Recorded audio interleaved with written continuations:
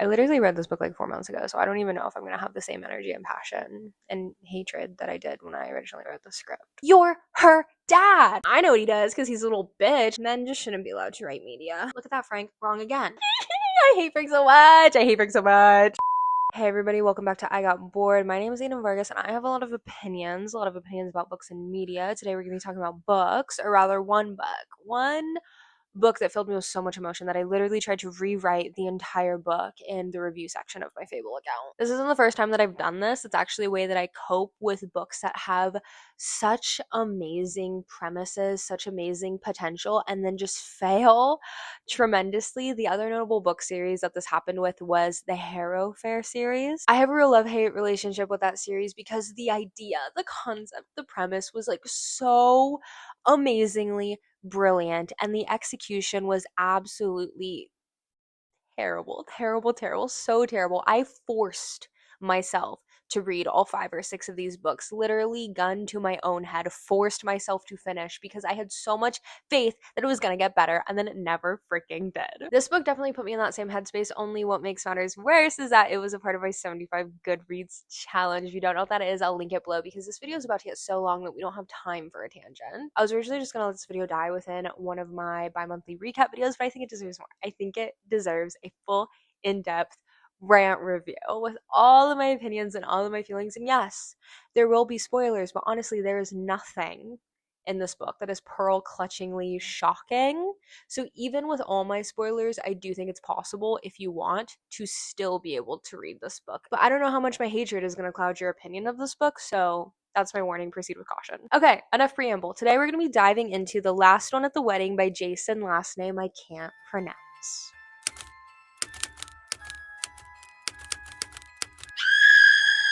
I was originally planning on doing like a Newly Nova style YouTube video where I like cut out pictures and tape them up to my wall, but I don't have a printer, nor do I want to venture out to the world to find a FedEx. So we're going to do like the techie version of this where I just do it all in post. The Last One at the Wedding is a single POV from the father of the bride. Frank and Maggie have a very strange relationship, but then one day out of the blue, Maggie calls Frank, guess what, she's getting married. Maggie's basically planning to marry into a very wealthy family, very techie, very lavish, very lush. She's getting a ticket on the A train, and Frank takes one look at that groom to be alarm bells, just absolutely going off for absolutely no reason whatsoever.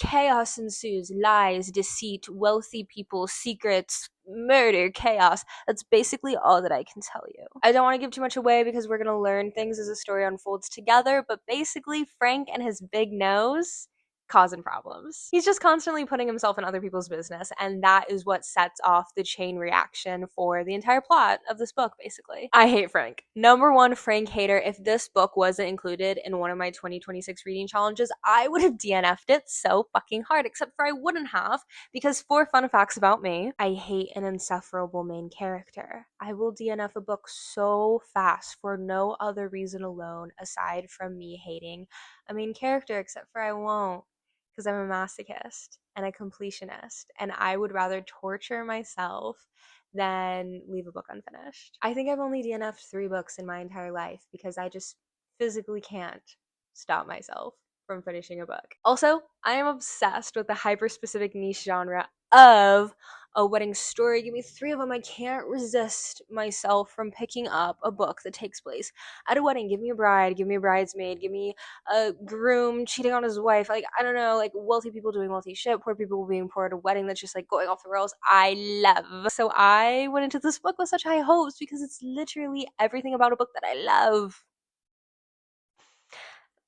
Last fun fact, the author is from Philly, which is where I live. So even though this book has been on my TBR since the start of my Goodreads reading challenge, I picked it up a lot sooner than I was planning to because my favorite local indie bookstore posted like local author recs, and this was on there. So I was like, oh, cool, a local author, and it's on my reading challenge. Like, this book has to be amazing.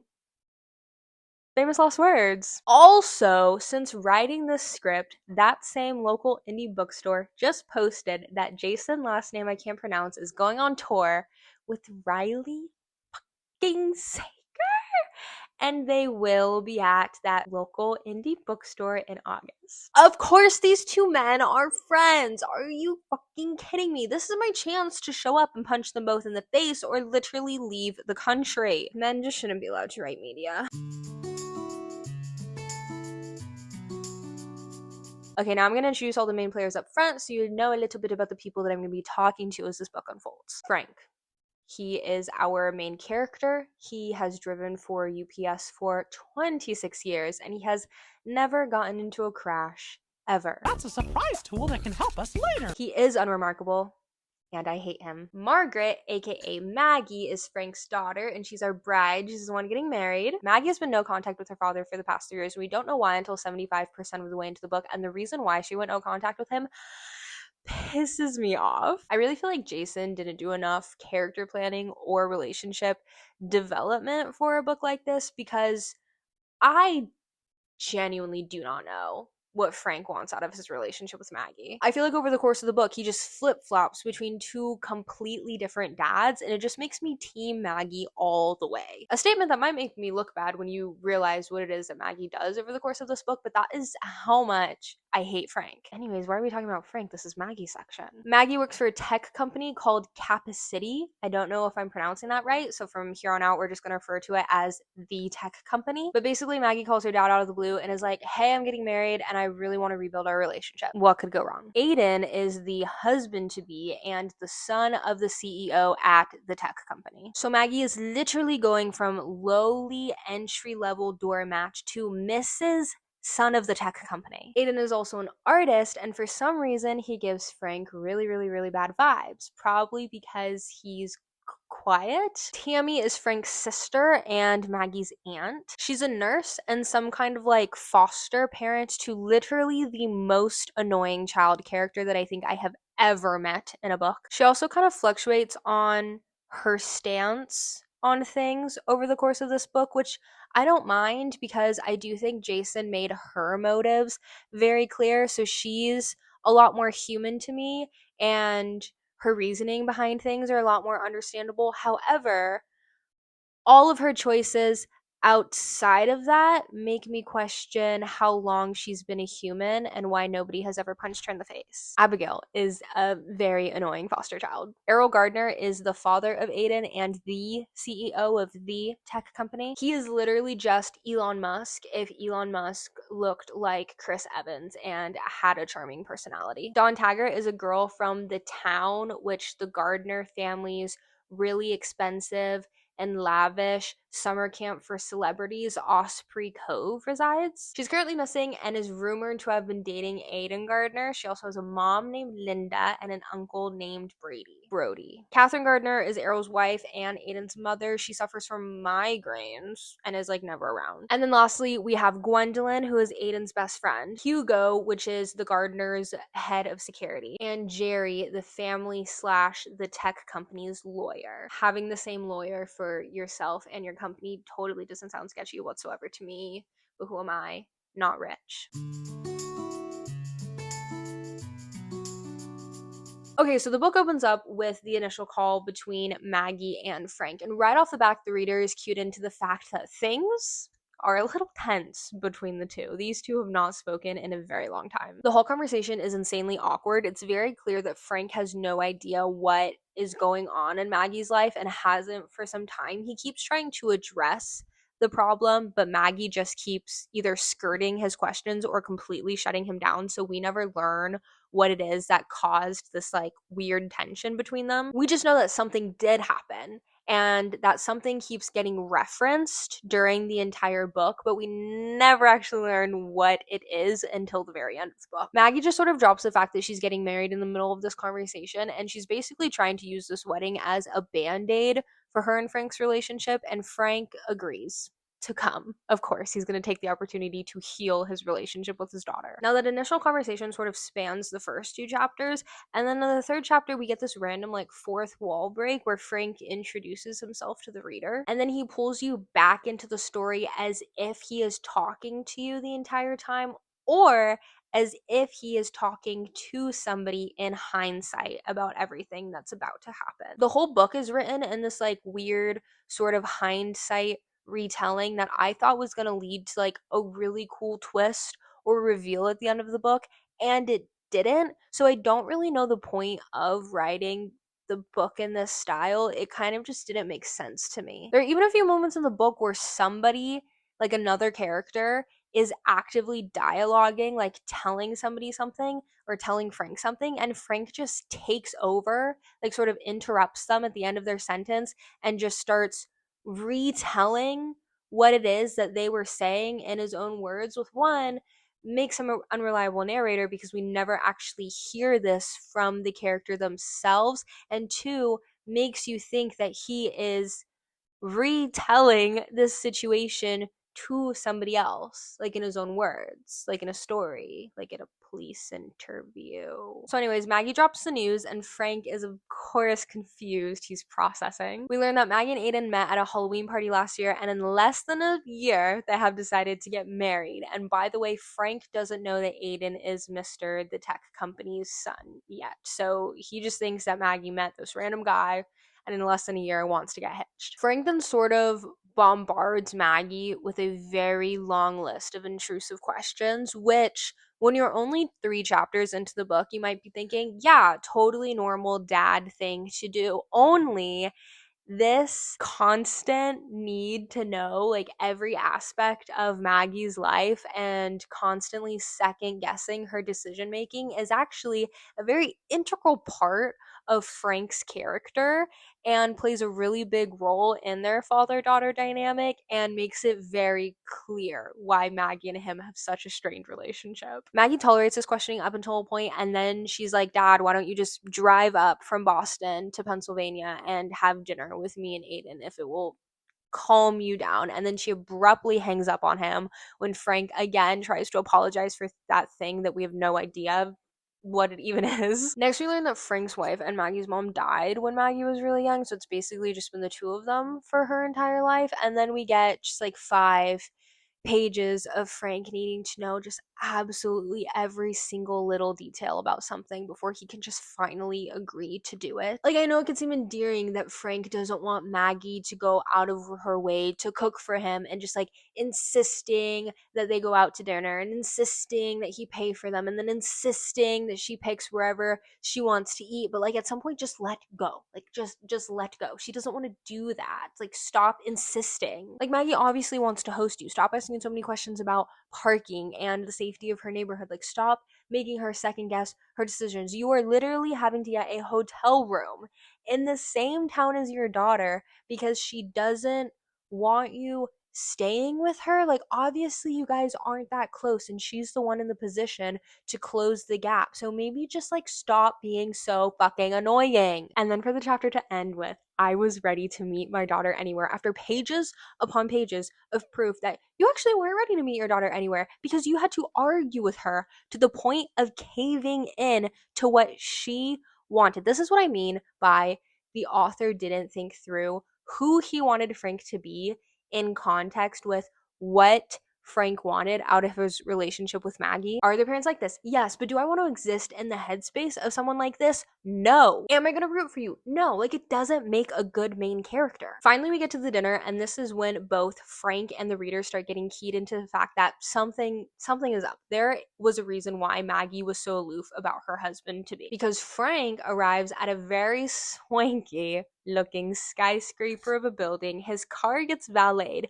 The receptionist knows him by name before he even has to introduce himself. The elevator does not have buttons, and suddenly the doors are opening to the penthouse suite with Maggie waiting to greet him in the most luxurious little outfit. Surprise, Frank! Maggie is marrying Mr. the Tech Company Jr. The dinner is a blur of poor man uncomfortable in a rich world. I feel like the best comparison that I can give you is Paula from White Lotus. Just very like, oh no, please don't wait on me, hand of a person who is paid to make me drinks. I'll just take tap water because I'm not rich. And I'm so above rich people because I drink tap water. Like, maybe I'm being too harsh. Maybe he is just a dad trying to get to know the man that's about to marry his only daughter, whom he hasn't spoken to in 3 years. And maybe he's insecure and uncomfortable that he is upper middle class UPS driver man and his daughter's new daddy is Elon Musk. For some reason, Frank is like drink counting everyone else at this dinner. Frank notes that he himself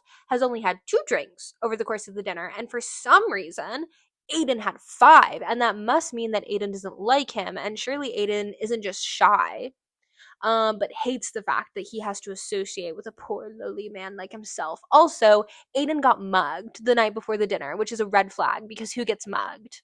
No sympathy for the man that got mugged. I'm not exaggerating. I'm really not. That's literally what he was thinking during this dinner. The last few notable moments from this dinner are that Maggie got a really huge promotion at work and met the CEO of UPS. Like, oh my god, Sabrina Carpenter who? It's the CEO of UPS. Like, that's so big to Frank. Like, Frank is floored, jaw drop. Also, Frank found a suspicious looking electronic device of some sort taped to the underside of the toilet bowl lid when he was trying to like fix the flusher for some reason, and now he thinks that Aiden is hiding things from Maggie. Weeks go by, invitations are out. Frank badgers Maggie into getting him a phone call with the very important CEO of the tech company, Errol Gardner, because he wants to pay for a portion of the wedding. Maggie relents, even though she does not want to, and then Errol refuses until Frank pesters and badgers and annoys him into getting his way. Now, I can understand to some extent the pride of a father wanting to pay for his only daughter's wedding. I can.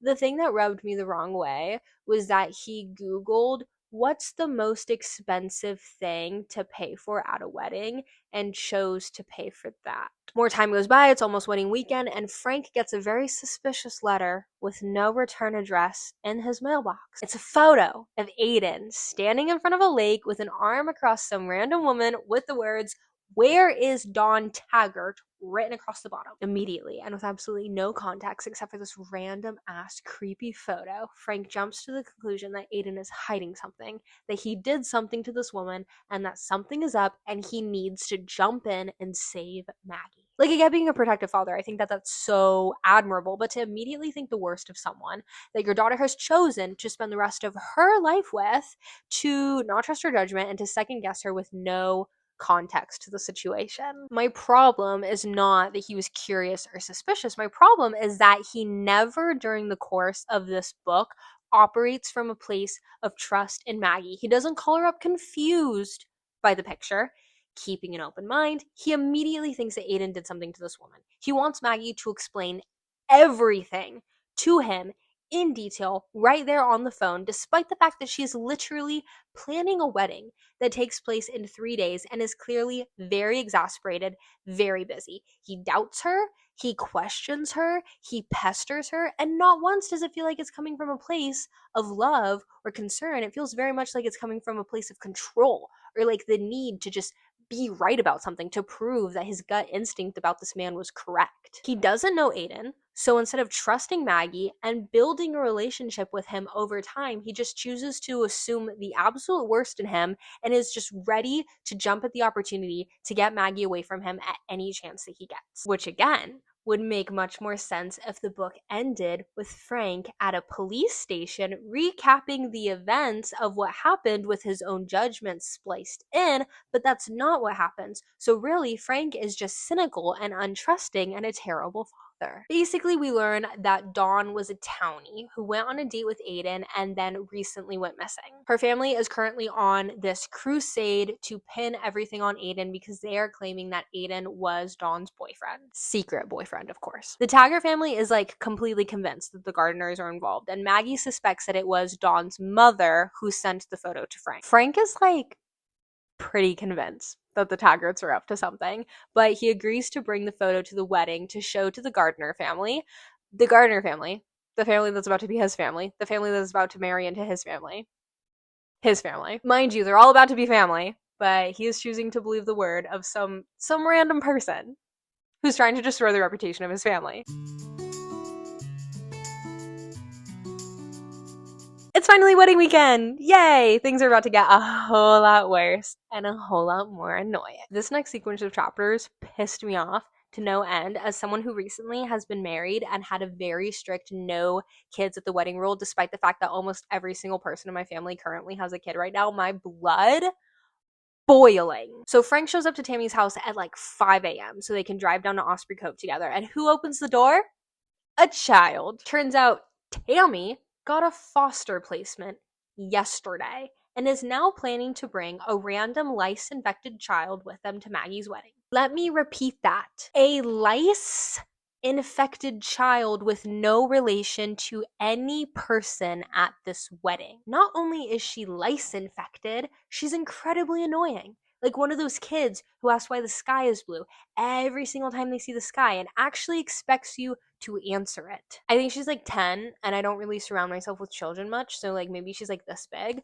But Frank immediately hates her on sight. And that's about the only time I have ever and will ever agree with this man over the course of this book. Frank tries to explain why bringing a random lice-infected child to a wedding is crazy disrespectful, and Tammy sucks. She says it's between taking her and not going. Frank owes her this after she helped raise Maggie all those years. She got special permission from the foster people to look the other way because I guess you can't take foster children like to other states or events with potential drugs and alcohol, but she's going to do it anyway. And then she just packs up Abby, her lice, and her mayo jar and makes Frank drive. The drive goes about as well as any drive with an annoying child can go. And then once they get to town, like 5 hours later, they stop at a restaurant for a quick pee break, which is where Frank gets confronted by Brody Taggart. Remember him? The uncle of Don Taggart?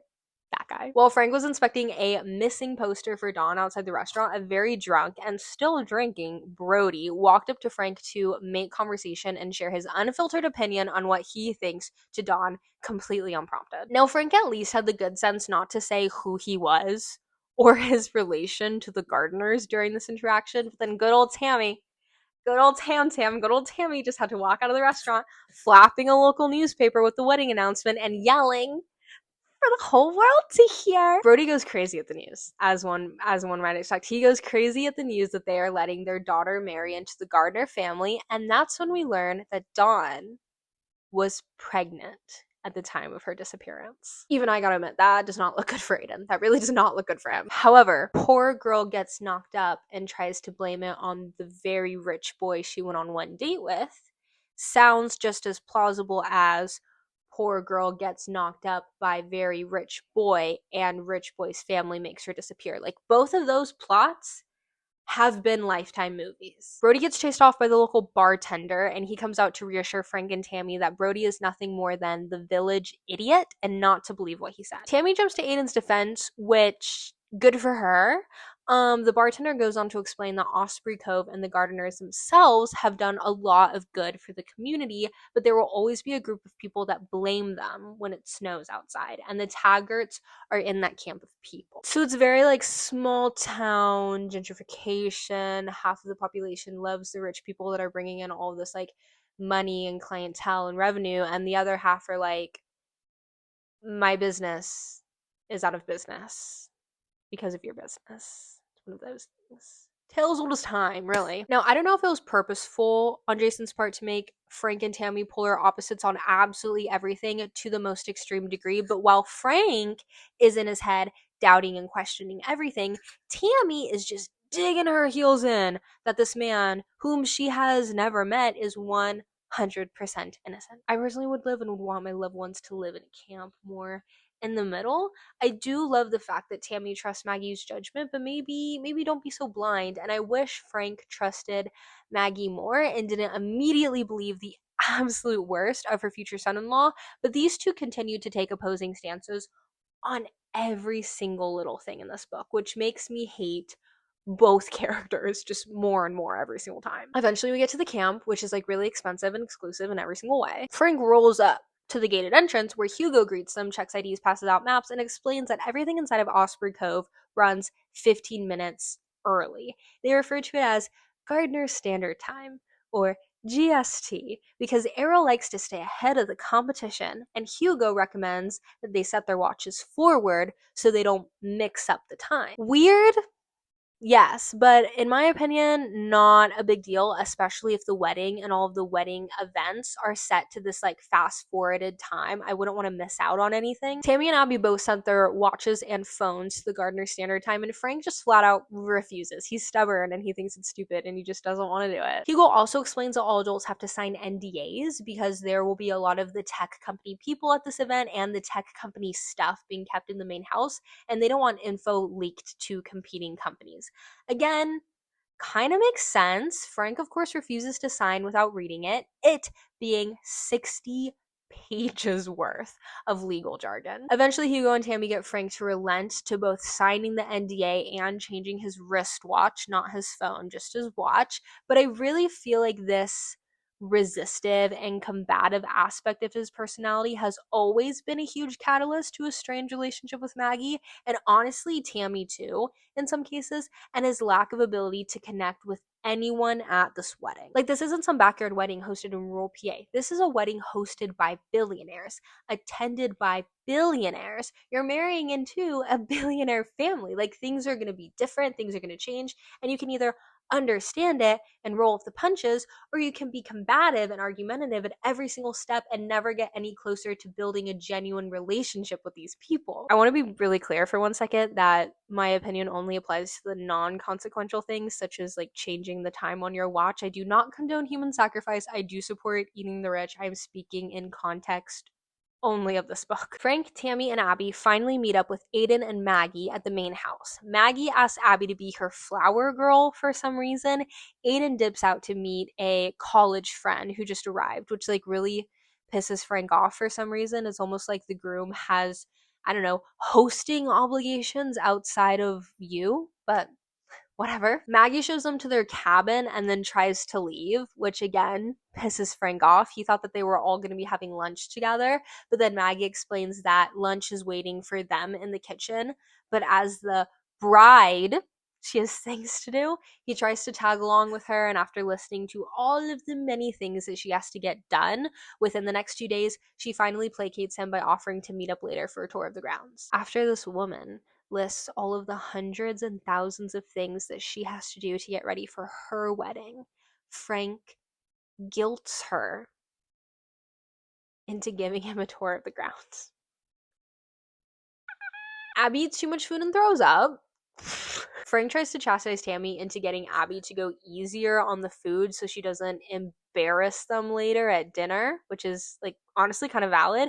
But Tammy chastises Frank because Abby suffers from food insecurity and refuses to say anything to her lest she embarrass her. Then Abby finds spiders, like hundreds of spiders in her bedroom, which Frank kills himself rather than calling someone because he doesn't want to bother the people who get paid to clean his cabin and who honestly should have cleaned the spiders out before they even got there, but whatever.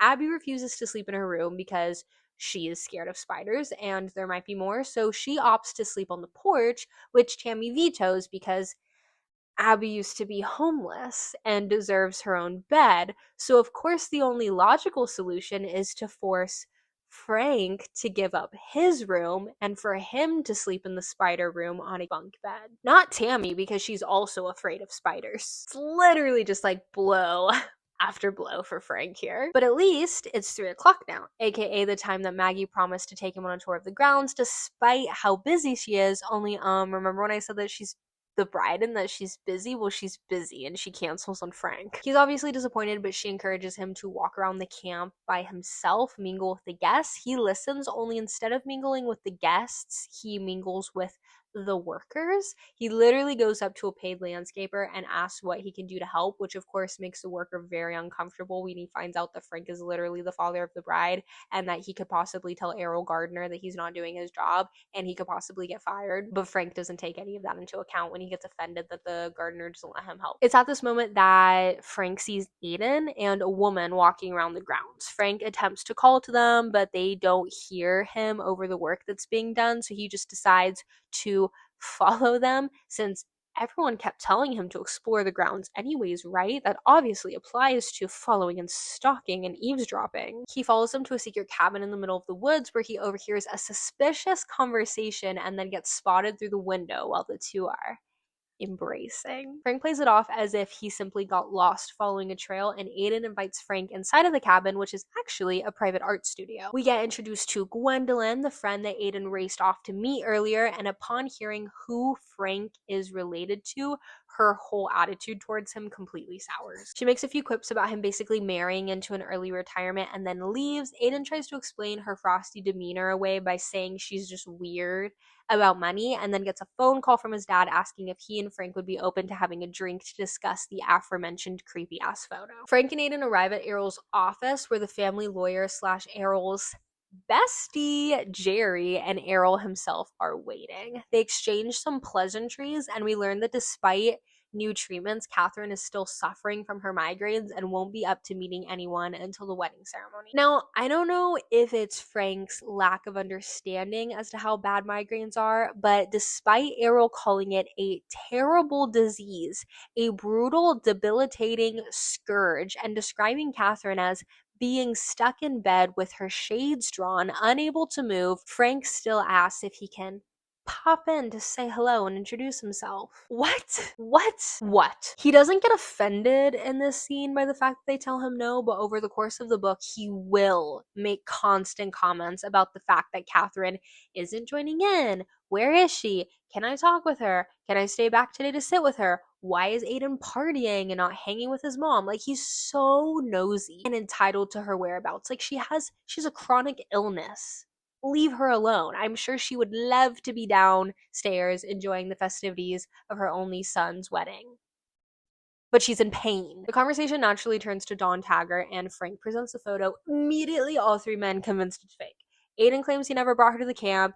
Jerry says it's obviously Photoshop. And then Frank says, looks pretty real to me. Literally, what the fuck, dude? Literally, what the fuck, dude? Literally, what is wrong with you? This random family who you don't know are claiming that your future son-in-law murdered this girl, and you're going to admit to your future family's face that you might believe it? Even if that's what you think, you don't admit that. Jerry explains the signs of Photoshop, and Frank's inner dialogue is just not agreeing whatsoever. And I guess Errol can kind of tell because he then decides to just tell Frank everything so that way he can be on their side and truly believe in them. Aiden says that he got a flat tire on a back road sometime during this past summer, and Dawn helped him change out his flat tire with her spare. Aiden offered to pay her, but she cheekily said for him to buy her dinner. They went on a date. It didn't go well. They never talked again. Frank then says, well, if that's really true, why are they blaming you? Of course he would ask that question. Jerry and Errol explain that they are obviously after money from the billionaires, the oldest trick in the book. And then the kicker comes, Aiden was with Maggie the entire weekend of Dawn's disappearance. They were hooking up from Friday to Sunday at her place. This was the weekend after they met at the Halloween party, their OG love story. So that's why Maggie believes that Aiden didn't do it, because he literally didn't do it. Obviously, Frank is pissed at this. He's pissed at the fact that Maggie is Aiden's alibi. He thinks that she's lying, and he goes straight up to her face and tells her so. Mind you, this is Maggie's wedding weekend. We're currently at a welcome dinner with guests everywhere, and Maggie is in a pretty little dress hosting, and in the middle of this event, Frank pulls her aside for a private conversation where he calls her a liar to her face. He says that because Maggie hated her apartment, he couldn't possibly believe that she had him over, and then basically made her admit to having sex with Aiden at her apartment. And then on top of all of that, he tells Maggie about his little run-in with Brody Taggart and about how he might believe the Taggart story, to which Maggie hits him with this banger: why would you believe a drunk over your own daughter? Frank doesn't stop there, though. He also tells her about Aiden's secret little convo with Gwen, and that maybe they should talk to Gwen and see what she knows, because Frank can't trust his own daughter. He can't trust the man that she loves or the family that she's about to marry into. No, he can only trust two people that he has had but one conversation with. the town drunk, and the drug addict. Yep. Maggie lets it slip that Gwen takes hard drugs and is anti-money and thus anti the tech company and also hates Aiden's parents and also hates Maggie. That's the person that Frank would rather believe over his own daughter. Luckily, Errol comes to rescue Maggie in a sweet little juxtapositional moment of when Frank greeted Maggie. She said she really wanted a glass of wine first, and Frank ignored her and insulted her to her face, versus here, Errol comes over unprompted with a glass of wine because he figured that she could use it after the long day that she's had. What a great daddy. What a great father figure. Time for dinner. Remember when I said how much I hate Tammy and Abby and how Abby's picture is Stitch? Yeah, that's because Tammy allowed Abby to wear a fluffy Stitch onesie to Maggie's fancy welcome dinner, and when Frank pointed out how inappropriate it was, she just swatted him away and said it was fine because she just looked so darn cute. Then in the buffet line, her food insecurity thing that Tammy refused to comment on took over, and despite Frank telling her not to overload her plate and that she could come back for more, Abby overloaded her plate, dropped a whole chicken breast onto the floor, got scared of touching it, and almost cried when Frank told her to pick it up. He then picked it up and put it on his plate because he didn't want anyone to judge him for wasting food, and then he ate it, the chicken breast that fell in the grass. Also, Tammy took the last 2 crab cakes for herself and Abby, which just speaks to her character on like so many levels. That whole scene actually just tells you so much about the both of them. So the 3 of them go to sit at their table. Frank is, of course, offended that he's not sitting with Maggie, and then they meet Jerry's very young and very attractive girlfriend. For context, think about Leonardo DiCaprio and whoever he's currently dating, and then add another 10 years in both directions. Frank, for some reason, was like deeply and personally offended by this, to the point of calling Tammy a bad feminist because she thought that they looked cute together.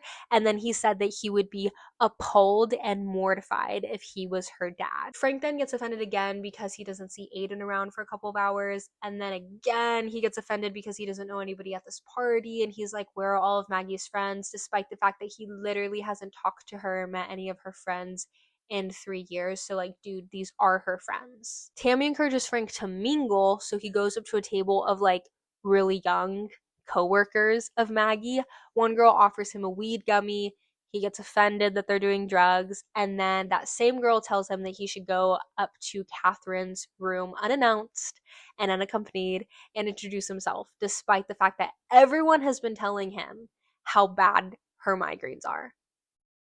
But he doesn't. He literally sneaks up to her room and knocks on the door.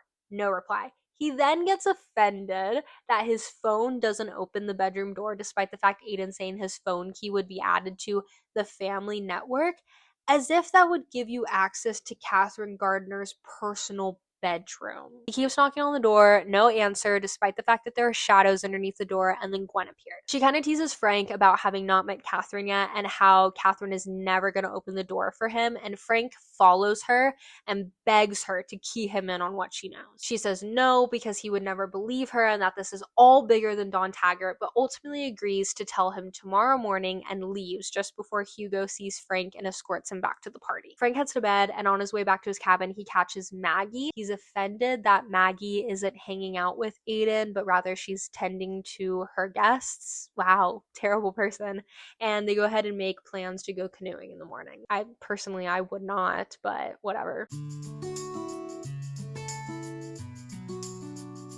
It's the morning before the wedding, and Frank is just thinking about all his failures as a father. We get this little mind anecdote about the time when Frank literally threatened to call the cops on Maggie because she bought a really expensive jacket online and then lied about the delivery getting stolen so the company would send her another one, and then she sold that second jacket to her friend to make a profit. Frank was like so pissed as a little young entrepreneur and literally told her that her lying about deliveries could somehow threaten his job at UPS for some reason, and then he forced her to donate the jacket to charity, and if she refused, he was going to call the cops on her. Mind you, she's like 14. Anyways, Frank heads to the porch where Tammy is sitting and enjoys a little breakfast and night recap session, and then Abby comes out scratching her head. because of the lice. So Tammy proceeds to slather her hair in expired mayonnaise. Frank goes to head out to meet Maggie, and Abby tries to tag along because she wants to go canoeing too, and Tammy literally gives her permission to go before Frank shuts it down and is like, no, I have yet to have any one-on-one private time with my daughter, and I'm not bringing this random child along. Tammy and Abby get, what?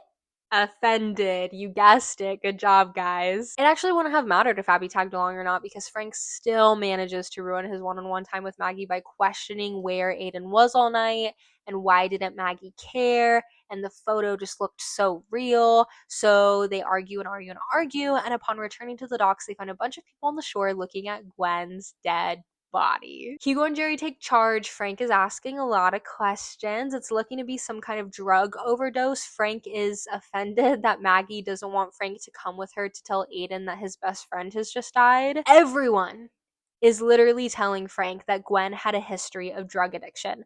Because she didn't look like a drug addict to Frank, he doesn't believe them, nor does he believe that drug overdosing was the cause of death. He thinks the wedding should be postponed. Errol assures him that that is not happening, and then Frank decides to break his NDA. I also just want to point out for the people who aren't paying attention, but Gwen died less than 12 hours after agreeing to tell Frank everything that she knew. So let's blame Frank. Let's blame Frank for her death. It's his fault. He literally wouldn't stop sticking his nose into other people's business, and then Gwen died. Conspiracy? So anyways, I didn't mention this before because it didn't seem important, and honestly, it is not important, but Frank has a crush on the lady at Supercuts that does his hair. He had invited her to the wedding literally the day before they were about to leave. Which, by the way, when he gets mad at Tammy for bringing Abby to the wedding, he says, it's a little short notice to be adding guests, but he literally tried to add somebody to the wedding the day before. She says no because it's too short notice, but she would love to grab dinner with him when he gets back. So Frank basically has a potential girlfriend named Vicky. He texted her the day before about reading and editing his big speech, and it's right at this moment that she texts him back, and he just calls her and literally tells her everything. From the photo in his mailbox to Gwen dying, he spills all of it. Vicky offers to call her son, who works for the Wall fucking Street Journal, but Frank tells her to hold off because he's not ready to spark an investigation. Buddy, you just broke your NDA and refuse to drop anything. Pick a lane. What do you want to do here? He does pick a lane. He decides to drive into town and try and find the Taggart residence somewhere deep in the woods. When the bartender had chased off Brody Taggart, he made a passing comment about where the Taggarts happen to live, and Frank went off searching for it, only for Brody Taggart to pull a gun on him, which Frank senses with his super powerful ex-army senses. Yes, Frank was in the army, and he references it almost as much as he references working at UPS, which is every other page. Linda Taggart comes out of the trailer, stops Brody from shooting Frank, and also admits to being the one who sent him the photo. Shocker. No one shocked y'all. The three of them settle on the porch. Frank again breaks his NDA to tell the Taggarts all about Gwen and the mysterious circumstances surrounding her death. The Taggarts respond to this news completely unfazed because they wholeheartedly believe that the Gardners did something to Dawn, so why not also this Gwen person? Linda goes on to swear up and down that she did not doctor the photo and that Aiden was in fact dating Dawn. He would buy her a lot of gifts, she seemed really smitten, but that the relationship was very private, and she wasn't sure if that was because Aiden didn't want to be seen with Dawn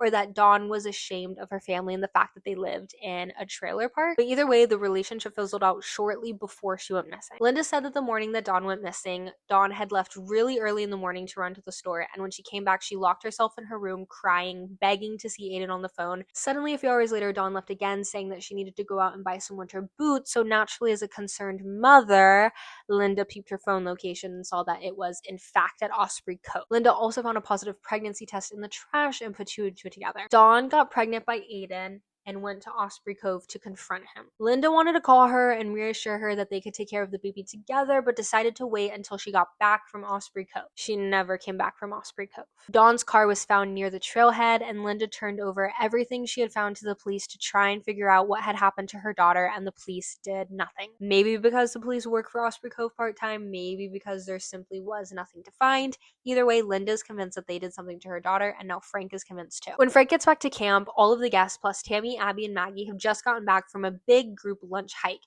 and Frank once again sequesters Maggie off in private despite her exasperation over the fact that she is busy and hosting, and he admits to her that he not only spoke to Dawn's family to get their side of the story, but he believes them over his own daughter. Maggie is, of course, furious and throws out lines like, "Please don't tell me you went to meet them the day before my wedding, and if I knew you were going to do this, I never would have invited you." To which Frank mansplains the entire case to her, just lays out all the facts that Dawn's family told him and why he thinks that they're right. And while up until this point, when I've said, and then Frank called her a liar to her face, I had been mostly hyperbolizing, but no.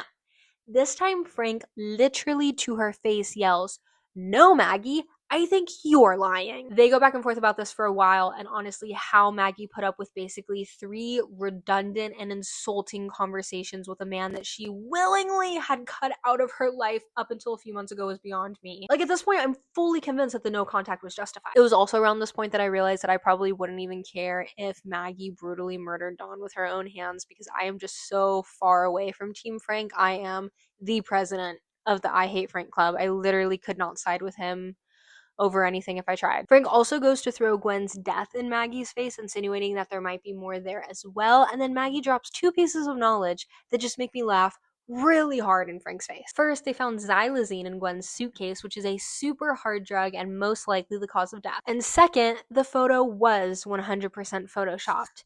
Aiden's right hand is facing the wrong direction. Now, rather than sitting in the idea and humiliation that he might actually be wrong and maybe reflecting on the lack of trust between him and his daughter, we just time jump to the rehearsal where Frank is telling Tammy that Aiden looks miserably and will probably bail on the wedding. Tammy tries to explain that it might be nerves or maybe cold feet, but Frank is just really digging his heels in and just trying to manifest Aiden ditching Maggie at the altar. During the dinner itself, he tries to get Aiden to talk about Gwen's death, but Maggie steers the conversation to more rehearsal dinner-friendly topics of conversation, and the night goes by pretty uneventfully.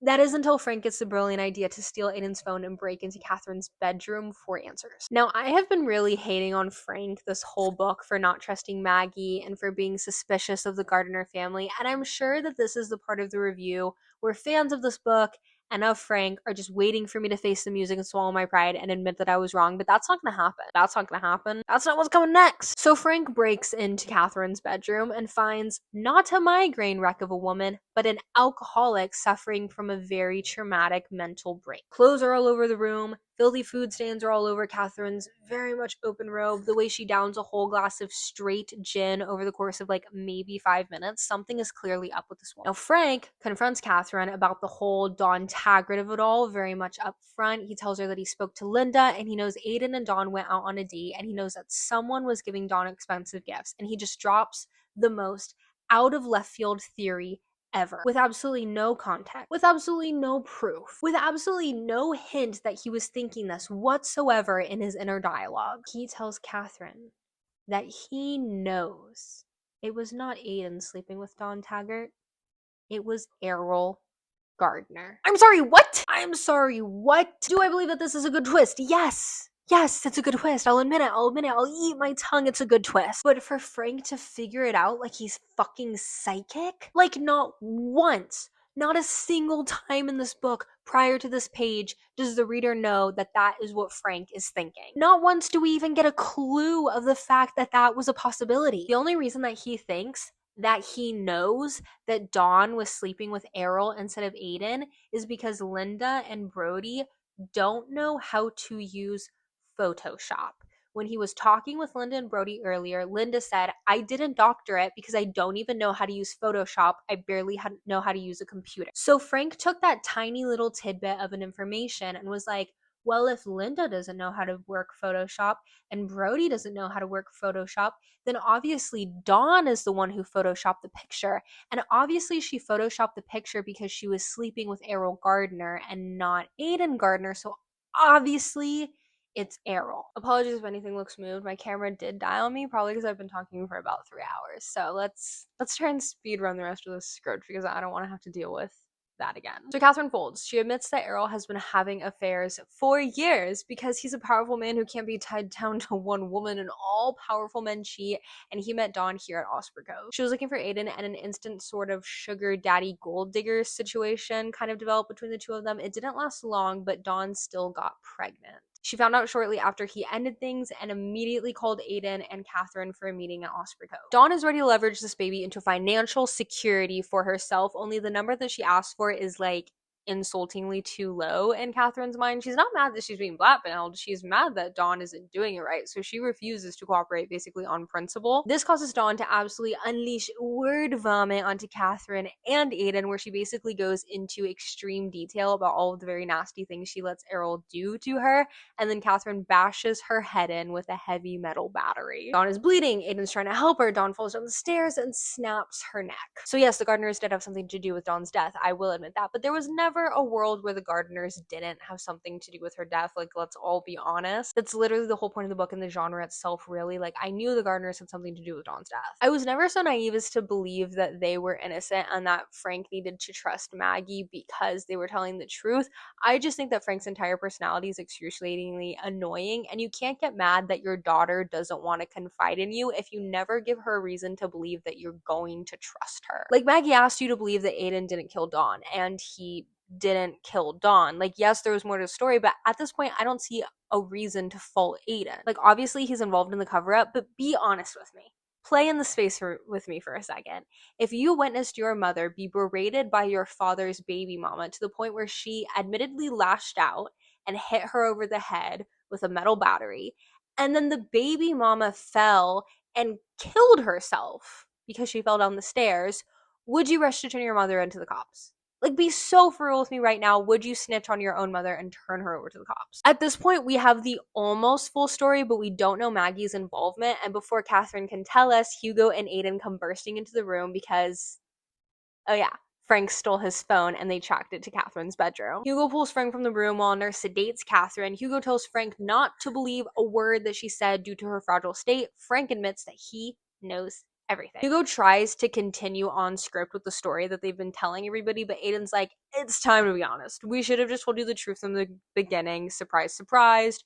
No one tells them the truth. We do get a reveal that Maggie does in fact know the whole story about Dawn and her disappearance, but her actual involvement is a mystery. And we do learn that Hugo is wanted in Congo for crimes against humanity, such as human trafficking and workplace accident, and most likely killed Gwen because Aiden made the mistake of telling her the whole story, and if Frank knew the whole story, Hugo might come for him next. Aiden reassures Frank that Maggie is safe and getting exactly what she wants out of this, but refuses to say anything else and disappears into the crowd of people still enjoying the rehearsal dinner. I feel like it's important to point out that the rehearsal dinner activities are still very much going on during Frank's sleuthing because this is a wedding. It's one thing for Frank to have done this Nancy Drew type shit prior to the wedding, like at a family get to know you weekend sort of thing, but to actively do this during your daughter's actual wedding weekend is crazy. Frank doesn't see Maggie anywhere, so he decides to swing by her cabin to confront her again. And this is the only part of the book that I enjoyed. Jaw on the floor, such a good freaking twist. Frank walks in on Maggie getting eaten out by a very much naked Errol Gardner. I hate Frank so much. I hate Frank so much. Oh my god. Ha ha ha ha. Maybe if I wasn't so blinded by Frank hate, I would have seen this twist coming, but honestly, I didn't see it. I didn't see it coming at all. Even with the seeds of Errol's infidelity planted in our minds, I genuinely still believed that Maggie loved Aiden and that she was lying to keep him safe because technically he was innocent. I also thought Aiden's cryptic comments were about how happy Maggie was to be joining the family despite the skeletons in their closet. Not once did I think that she was fucking his dad. Naturally, Frank attacks Errol. Hugo comes in because Hugo was following Frank, and hits him on the head so hard that he blacks out and wakes up in bed in his cabin the next day like nothing even happened. Only, wait a second, his head is absolutely covered in blood and he's profusely vomiting everywhere. So yeah, not a dream, just a really, really terrible nightmare. So Frank is bleeding. He's mad. He's confused. He changes his watch back to like normal time on principle, I guess. Vicky texts him that she actually did call her son the reporter, and he kind of warned her without saying anything that the gardeners are bad news. So Frank just starts packing his stuff when Tammy comes in the room, super confused. Now maybe I'm the problem. Maybe I'm siding with all of the wrong characters over the course of this book, or maybe the author wrote such unlikable characters that your opinion on them and their actions is not what he intended, because this next scene is just about the only scene where I actually respect Tammy. So Tammy's worried about Frank and says Maggie brought him home drunk off his ass last night, passed out. Frank is like, Tammy, why would I ever do that at my own daughter's wedding? And she's like, well, I don't know, you've been acting really strange lately. You've been doing a lot of weird shit lately. You've been acting kind of like a crazy man at your own daughter's wedding. So Frank just tells her everything, from breaking into Catherine's room to Dawn's death. And Tammy is like, stop, stop, stop. These aren't our skeletons. I don't want to know this. I don't want to be involved, which is so fucking valid. Like, these are very powerful people, Frank. They covered up the death of Dawn like it was nothing. What do you think that they're going to do to you? Frank is confused because Tammy's a nurse and she should care more about people. He then tells her about Maggie and Errol, and Tammy just hits him with the old, I hear that you're upset. Tammy goes on to say that she's not surprised by any of this. Maggie has a history of being manipulative and Frank can't see her clearly. But bottom line is she's an adult woman making her own choices, and Frank can either accept them and attend the wedding or reject them and remove himself from her life. Yes, Tammy. Yes, Tammy. Praise Tammy. Praise Tammy in this moment only. Tammy, I actually like you in this moment only. Only in this moment. Yes, Tammy. Clap, clap, clap, clap, clap, clap. We liked that. And the crowd went clap. That's literally my exact problem with Frank. He treats Maggie like she's 6 years old. She's old enough to make her own choices, and I get Frank wants to be a good dad, but you can't force her to do what you want, what you think is right, what you think is the correct thing. You still don't know the whole story. You're jumping to conclusions based on your own moral superiority. So when she refuses to listen, what are you gonna do? I know what he does because he's a little bitch, but what would you do? Frank tries to convince Tammy to do something. He's mad that she's willing to just look the other way, but what are you gonna do, Frank? Turn your daughter into the cops? Like, there's nothing for you to do without seriously hurting your own daughter. And guess what? Tammy just got gifted over $100,000 worth of shares in the tech company. She wipes butts for a living, making minimum wage, and she fosters children. She has no money, no savings, no retirement plan. She's willing to take the money and bow out of something that is not her business. And you know what? I respect that, because it's none of your fucking business. Like, if you want to swim with the fishes, go for it. But like, I would personally take the hush money. I don't know. Tammy convinces Frank to shower and really think back on the thing that caused the rift between him and Maggie all those years ago, because she's coming over in a few hours and they need to talk. We're finally going to learn about the thing. How do I break down just the massive amount of information that we learn in this next part without spiraling into a million different tangents? Let's do this. Basically, Maggie goes away for college, graduates, and lives in Boston in the aforementioned shitty apartment. Frank is like, no, Maggie, move here, live here, I'll pay. That's a bad apartment, but Maggie has made her decision. Maggie also gets a job at Dr. Cell Phone, a phone repair store, because she has a tech degree, and while she hasn't landed a big tech girl job yet, she wants tech jobs on her resume. The owner of the store is like an older, creepy tech nerd named Oliver, and Frank is just super convinced that this whole setup is bad news. It's not safe for her to be around Oliver. It's not safe for her to spend so much time with him. He calls her all the time to quit and sends her job recommendations and applications, and just not respecting her decision to stay at this job, despite the fact that she keeps telling him that she's good and she's done her due diligence. Frank is also mad that Oliver pays Maggie well above minimum wage, because that's a red flag, and she should get a job as a waitress making $2.75 an hour, despite the fact that she has a degree in the field that she is technically currently working in. So Frank keeps persisting and calls her lazy and unfocused because she refuses to quit her job. So it's cracking. She starts skipping family holidays and family events until one day randomly Maggie shows up at Frank's house super early in the morning unannounced because she's homesick. They spend the whole weekend together, and when Maggie goes to leave, she says something kind of concerning. If anyone asks what time I got here, could you just say you're not sure? Frank's not having it. He points out that he does know when she got here, the exact day and time and everything, so why would he lie? Maggie's just like, please, Dad, if anyone comes and asks you, could you please say that you went to bed early and woke up to me in my bed? No. Frank is like, well, that's not what happened. I saw you come in. To which Maggie points out that if his stupid military senses hadn't kicked in and heard her car roll into the driveway, then he would have been asleep when she got in. And like a child, he goes, but that's lying. And tries to get Maggie to tell him everything because he can't do anything for his child without having every single fact and deciding what he's gonna do for himself. Maggie's like, what happened to Mr. No Questions Asked? When I was a kid and I needed you, you said I could always call you, no questions asked, and I really need that right now. And he's like, no, but Maggie drives away anyways, just pleading for him to listen to her. Literally weeks go by, if not months, and suddenly the fire marshal is knocking on Frank's door. Long story short, Oliver burned down Mr. Cell Phone for the insurance money, and they're trying to pin Maggie as an accomplice. Apparently, Oliver is like super unmotivated and doesn't need the extra money, and Maggie sent him nudes a few times, so they think she convinced him to burn down the business and split the money with her. The dude explains that Oliver is going to be charged with arson and murder because a fellow firefighter died while inside of the building, leaving behind a wife and child. And despite the fact that Oliver has sworn up and down that Maggie had nothing to do with it, they're still trying to get her charged as well because they found a second set of footprints at the crime scene. The only thing standing in the way of that happening is Frank, her father, because Maggie told the cops that she was with her dad the night of the fire, even though she wasn't, and Frank knows she wasn't, but literally nobody else knows that she wasn't. The dude also drops some lore about how in college some sorority sister of Maggie's got expelled for selling test answers, but that girl claims that Maggie was the real mastermind of the whole operation, but just couldn't prove it, so Maggie clearly has a history of manipulation. Didn't Tammy say that? So what does Frank do? The father of Maggie, and with absolutely no context of what actually happened, how involved Maggie was, he is the only one standing in between her and a life in jail. He tells the truth.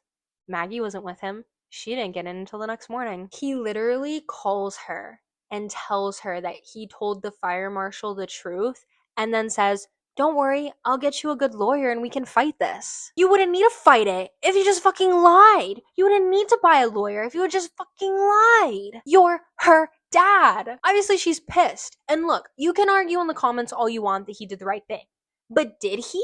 There's no actual proof that Maggie was involved. It was all speculation. And yes, her asking for an alibi was kind of suspicious, but what if Oliver forced her? What if he coerced her? What if he blackmailed her? The point is that he assumed the worst in Maggie, made the decision for her to do the right thing, and just made peace with the fact that she might go to jail. Like, honestly, a good father would have lied, collected the information from Maggie, and then maybe made a decision. Like, I don't know, maybe I'm wrong, but God. This is when Maggie cuts all contact with her dad. I'd do the same, honestly. Like, your parents' one job is to protect you, and he literally turned her over to the cops. Again, if you witness your child murder or rape someone, then yeah, turn them over. I'm not saying that we blanket protect our children, but in this case, he doesn't know if she's involved. He just assumes the worst in her, and that's shitty. I'm not saying that if your kids do something bad, you should just protect them. There's a lot of nuance to this instance. What I'm upset about is that he didn't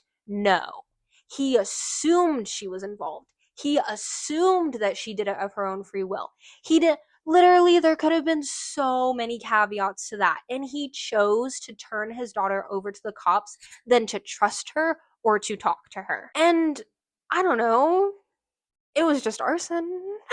He literally never hears from her again and just resigns himself to the fact that she could be arrested on charges of arson and homicide. Like, that is the most nonchalant way to cope with the fact that you sent your kid to jail, but she doesn't go to jail because Oliver claims that he acted alone, and 3 years later, here we are. Maggie comes to the cabin and promises to tell Frank everything, and it goes as follows. She and Errol have been together for about a year now. It's obviously been a huge secret, but it's completely consensual, and no, she's not just another woman in a long list of women. This is the only part where I don't completely agree with Maggie. We never get clarification on how exactly she's different from the other woman, but whatever. The day that Dawn tried to blackmail Aiden and Catherine was also the day that Errol planned to show Maggie Osprey Cove for the first time. They literally got there maybe 2 minutes after Dawn fell down the stairs and died. So everyone's in crisis mode. How are they going to handle this? What are they going to do? Hugo says he can make the body disappear, no problem, thus the car at the trailhead and the clothes. But the Toggarts are going to immediately blame Aiden because Dawn used Aiden as a cover for being with Errol. How do they give Aiden an alibi?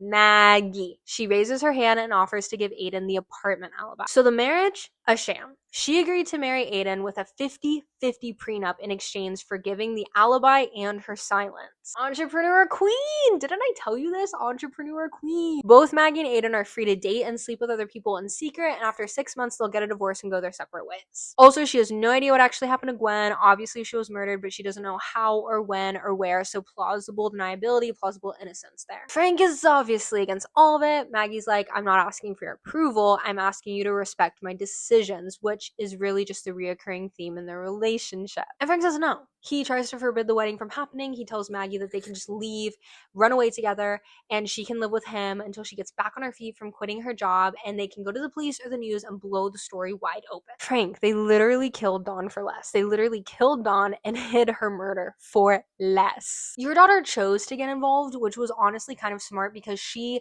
literally saw Dawn's dead body. She was involved against her own free will, literally by fate, dumb luck. They could have killed her just for knowing the secret, but no, she got her bag, she got out of it. She's invaluable to them. She's like in it. Frank claims that they can win, that the Taggarts can help, and Maggie's like, sure, a UPS driver, a drunk, and a kindergarten teacher can take down the tech company. Maggie is firm down the path that she has chosen, and also lets it slip that she has several of their conversations recorded as insurance. So if they ever try to turn against her, she's literally like totally fine, and it's all down to whether Frank is going to support her or not. So the wedding's going to go on as planned, only plot twist, now the groom is missing, but Frank is a little too distracted by the fact that the CEO of UPS is at the wedding. Looks like everyone does have a price Frank, because suddenly in the presence of a god, Frank is like seeing the wedding with new eyes for the first time. He's in it. He's excited. He's giddy. T-minus 10 minutes till go time though, and Aiden is still missing. Everyone's looking for him, but Frank is the only one who knows about his secret paint studio. So Frank sets out to find him, and he does find him with a gun. Frank tries to talk him down and literally says, "You're the only person in this camp I trust."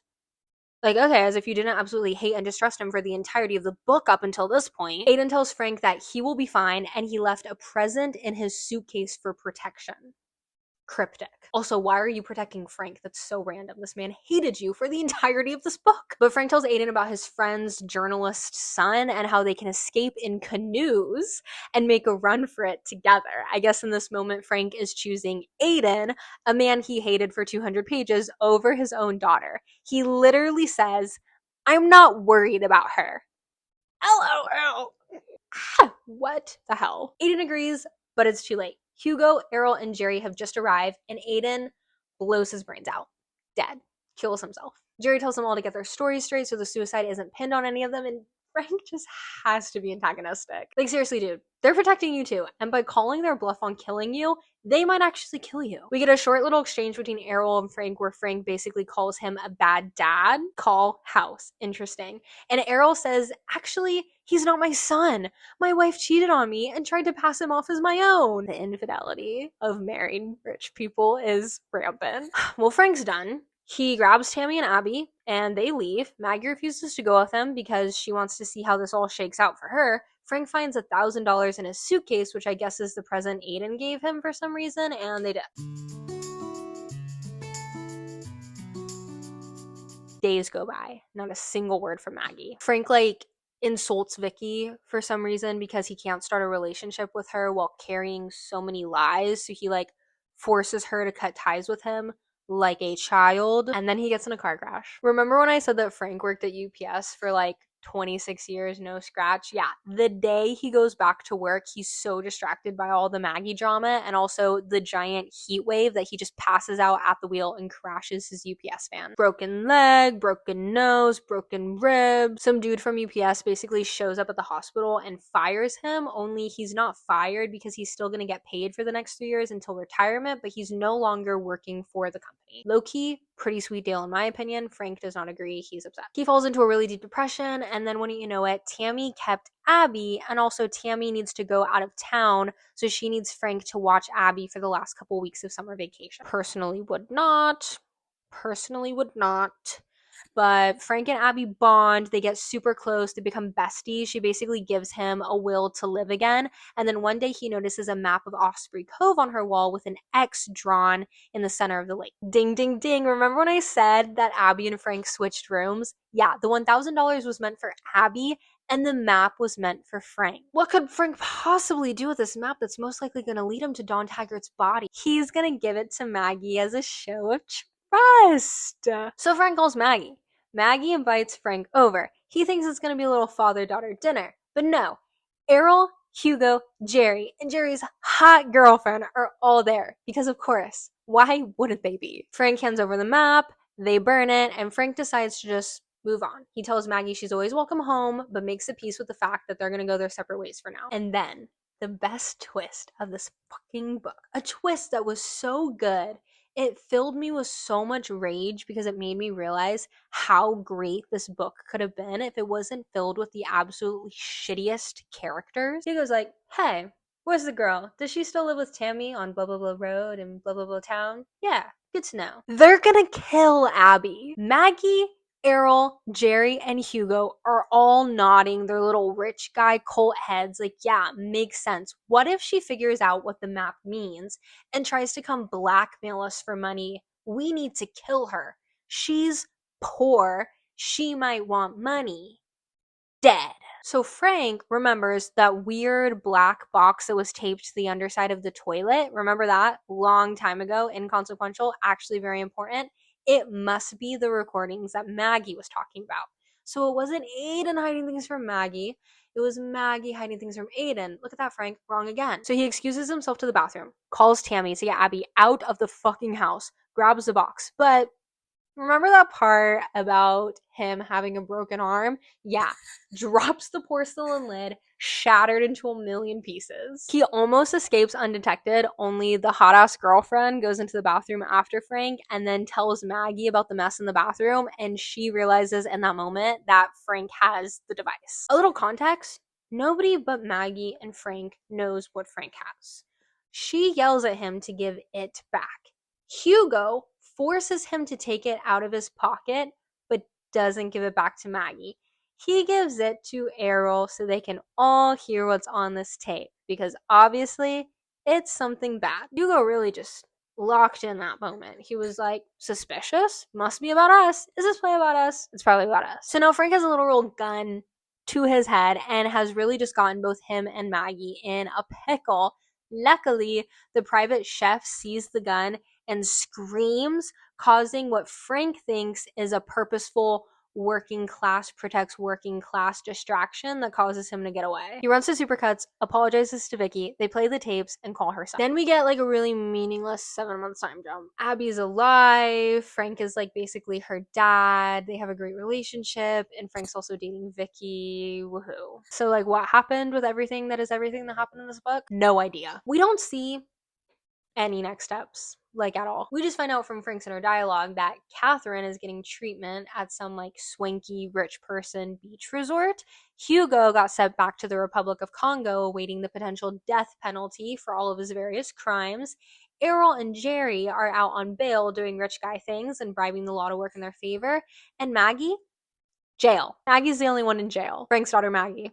Jail. The very last chapter is Frank showing up to the prison that Maggie is at on his birthday, unannounced, only to get denied visiting rights because he isn't on her list. Because why would he be? You sent her to jail. I think it's really telling that Frank showed up after Maggie, again, having no contact with him, knowing that he's not on her visitor list, and it's his birthday. It's not her birthday. He showed up on his birthday. The book ends with him staring at a window of passing inmates, just hoping that she walks by. So yeah, no, this book didn't end with Frank giving testimony or being interviewed or any sort of twist of narrative style at all, which means that Frank's insanely harsh judgment of everyone in this book upon meeting them and his distrust of Maggie wasn't hindsight. Wasn't him trying to justify his actions or protect his own innocence. It was all just him as a person. He's just an insanely untrusting, insufferable person. And I don't know if that was just poor character development, poor writing, or maybe I'm simply not the target audience for this book.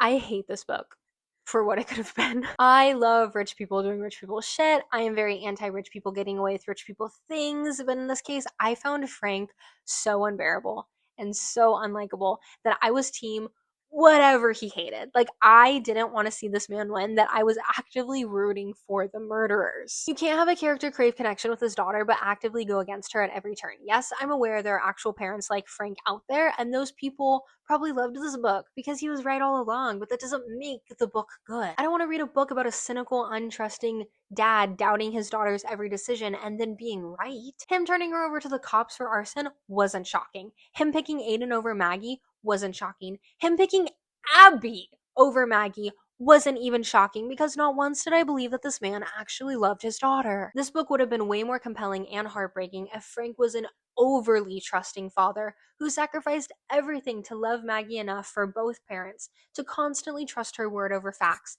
to be willing to risk his own humanity for her safety, and then after a whole book of trusting her, to then find out that Maggie was involved the whole time. That would have been soul crushing.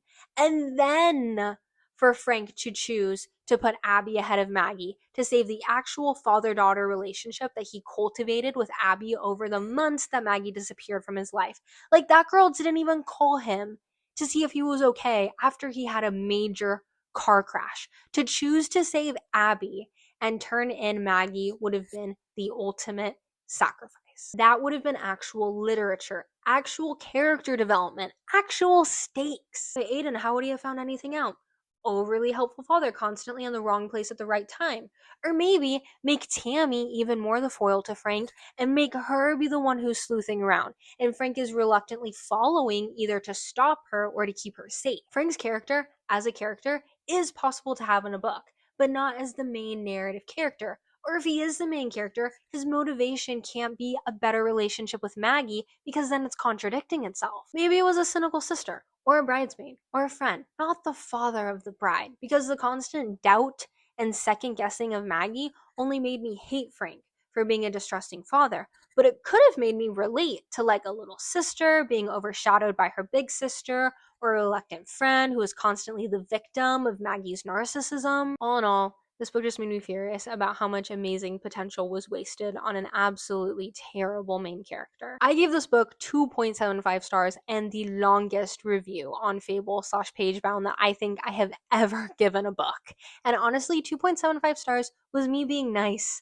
I could have gone as low as 2 or 1.75, but I rewarded the potential that I saw, and maybe if you can overlook how terrible Frank is, you could find some enjoyment in the book. But I'm personally adding this to my list of most insufferable main characters and books I wish I had thought of so I could have written it better.